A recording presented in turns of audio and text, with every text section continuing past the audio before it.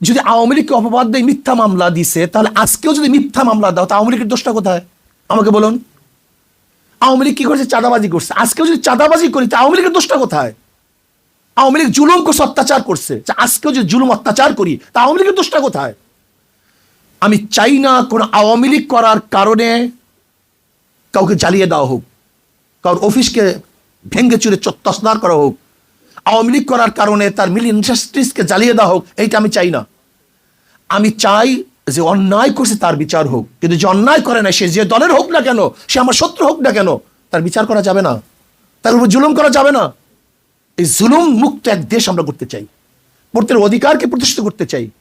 আমরা এখন জুলুম করতেছি, হাজারো মামলা হচ্ছে, নিরাপদ মানুষের বিরুদ্ধে মামলা হচ্ছে। তাই সে আওয়ামী লীগ করুক, সে নিরাপরাধ, সে ভালো, তার নামে মামলা দেবো কেন? তাহলে আপনিও যখন ক্ষমতা পরিবর্তন হবে, তা আপনার নামে তো মামলা দিবে। এই সংস্কৃতি চলবে কেন? আমরা চাই প্রাইম মিনিস্টার রাস্তায় হাঁটবে, কেউ কাউকে বলবে না। বিশ্বাস করেন, যখন সেফটি আইন করছে শেখ পরিবারের জন্য, তখন আমি বলছি এদেশের জনগণ অসেফটি, তারা নিরাপদ না। যদি তারা নির্বোধ হতো, তাহলে শেখ পরিবারের জন্য সেফটি আইন করার প্রয়োজন হইতো না। যেহেতু তারা জুলুম করবে, অত্যাচার করবে, এর জন্য শেখ পরিবারের জন্য সেফটি আইন করা হয়েছে। এই সেফটি আইনটি এনে আর দেখতে চাই না। আমরা চাই না কোনো মন্ত্রী যাবে, কোনো প্রাইম মিনিস্টার যাবে, তাদের জন্য রাস্তা এক সেকেন্ডের জন্য বন্ধ দেখতে চাই না। স্পেশালি একজন সাধারণ জনগণ যেইভাবে বরাদ্দ পাবে, সরকারি কর্মচারীরা তার চেয়ে কোনো বেশি বরাদ্দ পেতে পারবেন না। হযরত আবু বকর সিদ্দিক রাদিয়াল্লাহু আনহু খেলাফতে বসার পরে কাপড়ের গাঁটটি নিয়ে বাজারে যাইতেছিলেন। শোনেন, ইসলাম সম্পর্কে আমরা অনেকেই জানি না। ইসলামী ফুবি আমাদেরকে পাগল করে ফেলছে, আমাদের ব্রেনকে ধ্বংস করে ফেলছে। কাপড়ের গাঁটটি নিয়ে বাজারে যাইতেছেন। ওমর ইবনে খাত্তাব রাদিয়াল্লাহু বললেন, ভাই আবু বকর কোথায় যান? কলে বাজারে যাই ব্যবসা করার জন্য। পেট চালাবো কিভাবে, খাবো কিভাবে?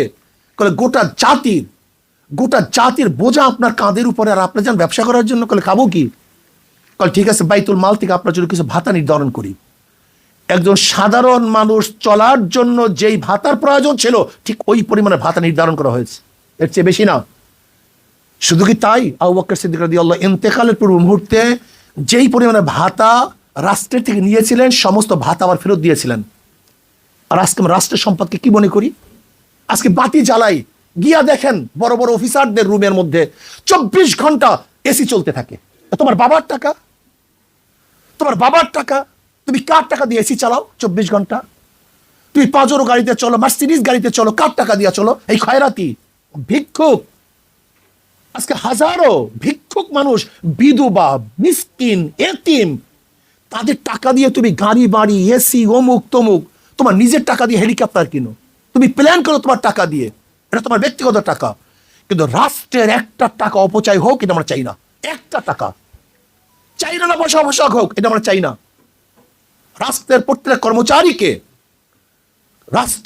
কর্মচারীকে দেশের অবস্থার আলোকে বাজেট করতে হবে দেশের আলোকে।